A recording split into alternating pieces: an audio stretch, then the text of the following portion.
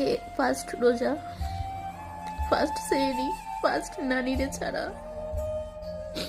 2025 সালে আমার নানির সাথে শেষ রোজা ছিল।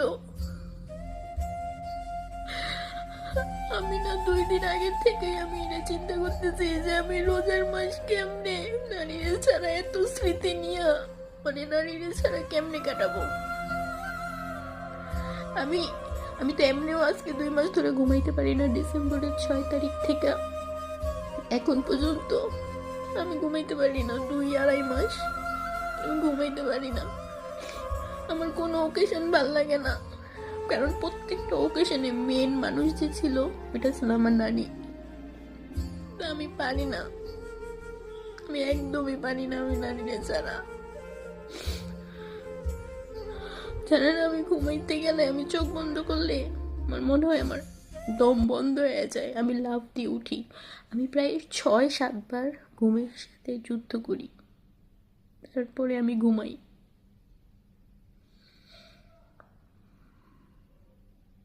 আমি আসলে মাইনা নিতে পারি না।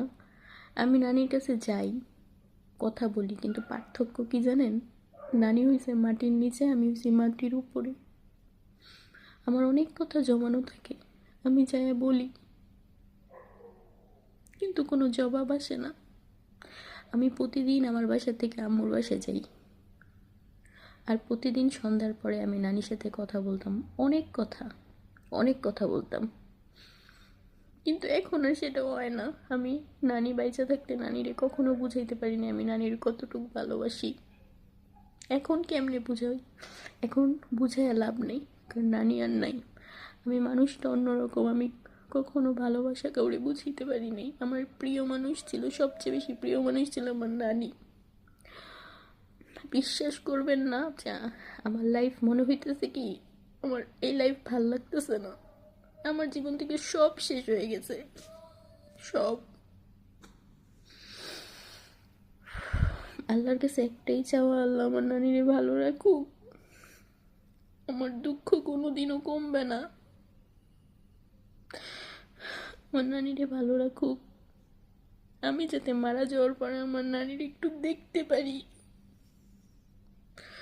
নানি বলছে কি জানেন, যে আমি মানে বেশি দিন বাঁচবো না, কারণ আমার তো অনেক সমস্যা। এই বলতে বলতে আমার নানি গেছে, চিরকালের জন্য চলে গেছে। নানির সাথে লাস্ট কথা আমার হয়েছে ফোনে।